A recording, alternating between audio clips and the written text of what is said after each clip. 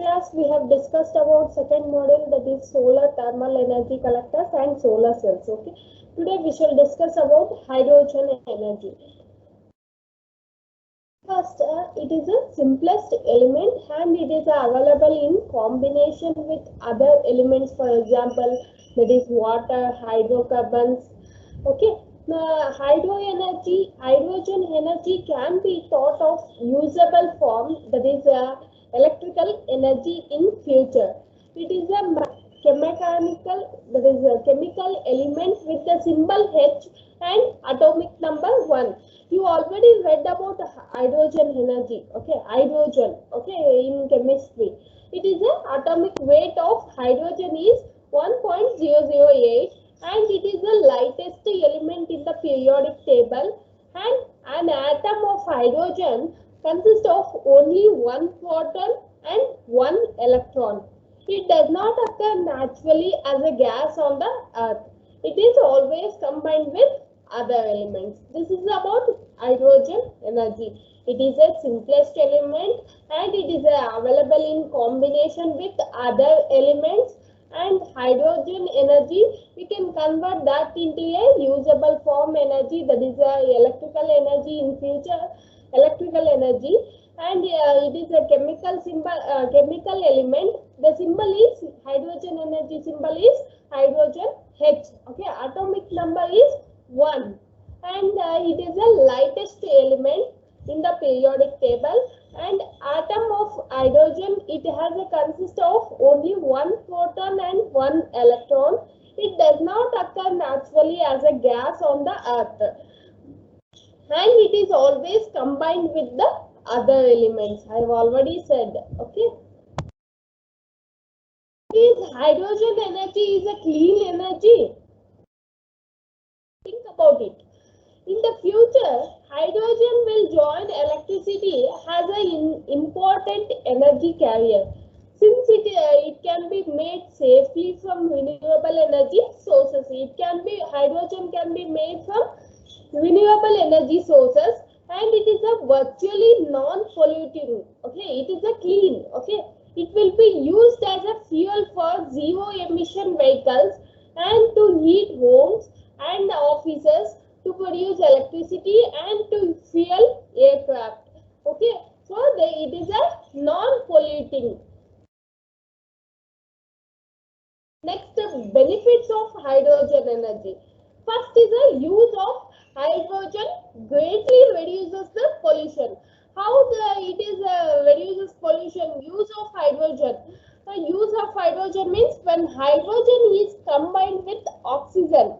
When hydrogen is combined with oxygen, that is used in the fuel, that can be converted to produce electricity. Okay, hydrogen is combined with oxygen, that is used in the fuel, that can be converted into electricity. That electricity used for many purpose. Okay, that electricity is used for many purpose, and here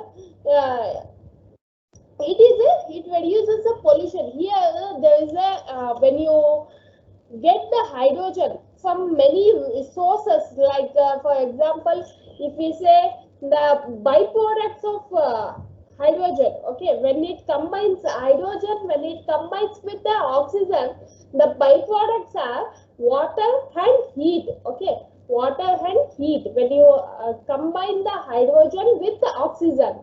Okay, so no green gases are produced while it is combining. Okay, when it is combined with oxygen, no effect will be happen.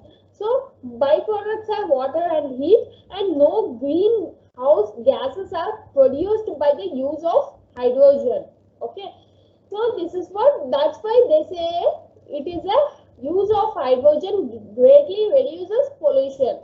Okay, next is a hydrogen can be produced locally from numerous sources. Okay, hydrogen can be produced from many sources. For example, methane, gas, that is gasoline, and biomass, coal, water. Okay, hydrogen can be produced from many sources, numerous sources. Okay, But here, what is the effect is here from methane, gasoline, biomass, from these what we take out hydrogen from this, it will take a different amount of pollution. Okay, from these resources, it will bring out different amount of pollution, and also it has a technical challenges and energy requirements. This is what in this the hydrogen can be produced locally from many numerous sources. For example, methane, gasoline, biomass, and coal, water. Okay, when you get the output hydrogen, that is from this, while getting our hydrogen from these resources sources, there will be a pollution and technical challenges and energy required.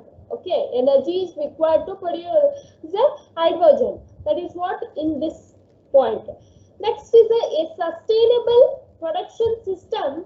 If hydrogen is produced from electrolysis of water.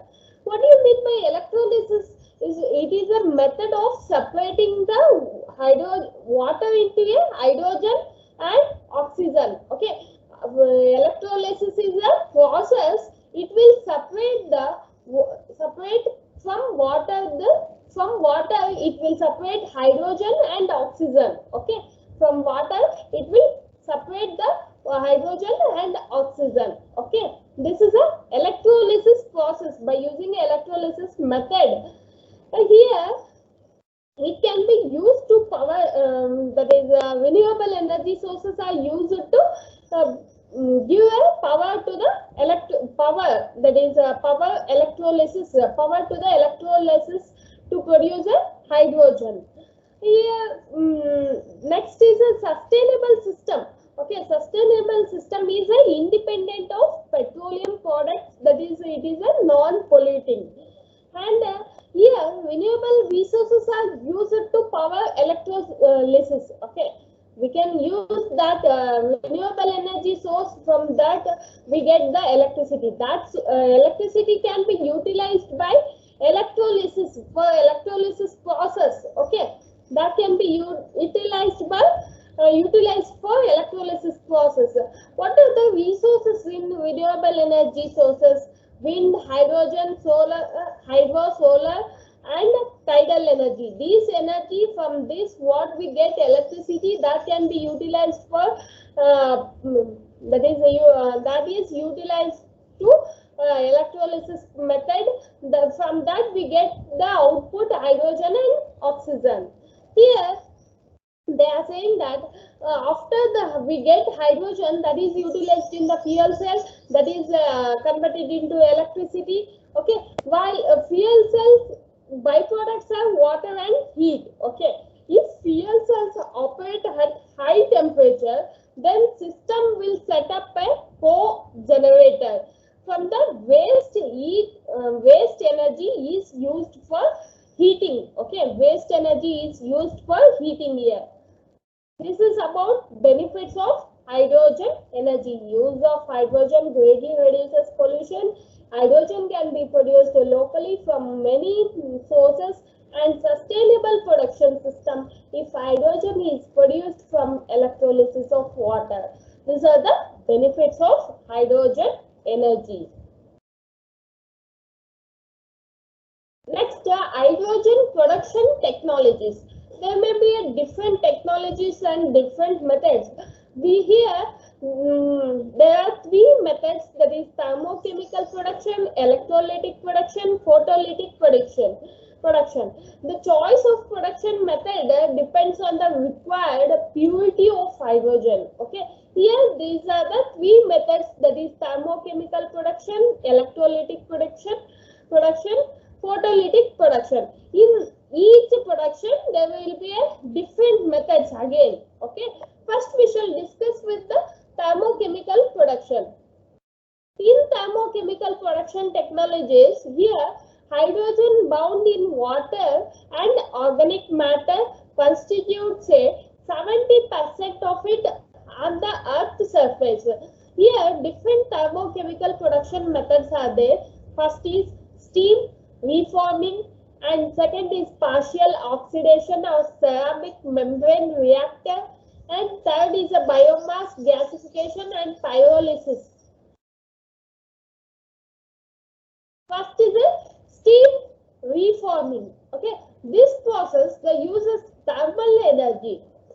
This process they use a thermal energy to separate hydrogen from methane and methanol. Okay, in this process they use a thermal energy. Okay, thermal energy, that is a heat energy to separate the hydrogen from methane and also methanol. Here, this involves the reaction of these fuels with steam on catalytic surface. And next, steam reforming of natural gas is normally used. This process is normally used and it is a least expensive method. And it is responsible for more than 90% of hydrogen production. Steam reforming of natural gas is normally used. Here, first step is the natural gas is cleared from sulfur compounds. Natural gas is cleared from sulfur compounds and it is mixed with the steam and sent over a nickel aluminum catalytic inside a heated tubular reactor. Okay, first natural gas is cleared from sulfur compounds. Okay, natural gas is cleared from sulfur compounds and that is mixed with the steam and sent over a nickel aluminum catalytic inside a heated tubular reactor. This process is done. Okay, next they followed by a catalytic water gas shift reaction that will convert the CO and water to a hydrogen. Okay, after these two steps where carbon monoxide and hydrogen are generated in the tubular, okay, after the tubular reactor heated externally, okay, after these two steps natural gas is cleared from sulfur compounds and that is mixed with the steam and sent over nickel aluminum catalyst inside a heated tubular reactor. From that they get a carbon monoxide and hydrogen are generated. Okay, this step is continued process is catalytic water gas shift reaction that will convert a real carbon monoxide and water to hydrogen. Okay, water that will convert the carbon monoxide and water to hydrogen and carbon dioxide. In this step you can see the two steps in steam reforming are, that is methane, that is CH4 plus H2O plus 206 kilojoules per kg. That will be output what we get, carbon monoxide plus 3 times of H2, that is hydrogen. Okay, next shift reaction changes CO and water to carbon monoxide and carbon dioxide and H2. That is here CO plus H2O. CO is carbon monoxide and H2O is water. Output what you get, CO2 plus H2 plus 41 kilojoules per kg. When you combine these two reactions, you will get CH4 plus 2 times of H2O plus 165 kilojoules per kg. Output you will get CO2 plus 4 times of H2. Okay, this is what the steam reforming method. Here, worldwide, that is 48% of hydrogen is produced from natural gas and 30% from oil and 18% from coal, and the remaining 4% is from via water electrolysis. Okay, once again I repeat, 48% of hydrogen is produced from natural gas itself. Okay, 48% of hydrogen is produced from natural gas and the remaining 30% is produced from here refineries, that is oil, and here next 18% is produced from coal and 4% produced from water electrolysis. Okay, this is about the reforming. Next is a partial oxidation or ceramic membrane reactor. Partial oxidation involves this process is nothing but natural gas and oxygen are injected into a high pressure reactor. Okay, natural gas and oxygen are injected into a high pressure reactor. The oxygen to carbon ratio is optimized. The oxygen to carbon ratio is optimized to avoid the formation of soot. Soot is nothing but what we call as powdered, okay, black powder, masi anta antivi, okay, Kannadadalli. So the oxygen to carbon ratio is optimized to avoid the formation of soot. Soot is nothing but black powder, we can say that. Okay, CH4 plus half O2, that you will get output CO plus 2H2. The large amount of heat generated is removed. The next step is shift reaction to combine CO and water to form CO2 and H2. Here the reactions are exothermic. There is no need to supply external heat. And the process need an oxygen which is usually provided by distillation plant. This process need a oxygen that is provided by what? That is provided by a distillation plant. Partial oxidation helped by a oxidation catalyst is called as a catalytic partial oxidation. This is when you compare with the steel reforming, this is a less energy efficient than steel reforming. What are the points you need to remember? Here this partial oxidation means natural gas and oxygen is injected into a high pressure reactor, and this oxygen to carbon ratio is optimized to avoid the formation of soot, and the equation is CH4 plus half O2. Output you will get carbon monoxide plus 2 times of hydrogen, that is 2H2, and the large amount of heat is generated, that is removed. Okay, heat generated is removed. And the next step is shift reaction. Okay, shift reaction to combine the CO and water to get what? To get a carbon monoxide and carbon dioxide and hydrogen. Okay, here the reactions are exothermic, so no need of external heat. So this process need a oxygen that is provided by a distillation plant, and the partial oxidation helped by a oxidation catalyst that is called as catalytic partial oxidation. When you compare with the steam reforming, this has a less energy efficient. Next is a biomass gasification and pyrolysis.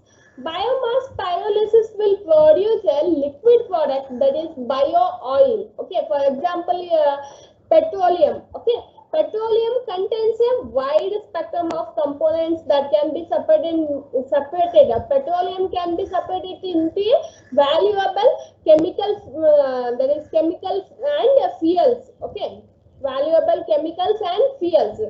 Here they use agricultural residue and waste or biomass, and that is from that they get a hydrogen. Okay, we're using agricultural waste, residues and biomass. From that they use for energy uses. Hydrogen can be produced via pyrolysis or gasification. Hydrogen is produced from gasification or pyrolysis. Here, biooil consists of a wide spectrum of high reactive that is oxygenated components that can be separated into valuable chemicals and fuels, including hydrogen. This is about the thermochemical production technologies, in that steam reforming and partial oxidation or ceramic membrane reactor, and third is a biomass gasification and pyrolysis. In next class we shall discuss with the electrolytic production technologies.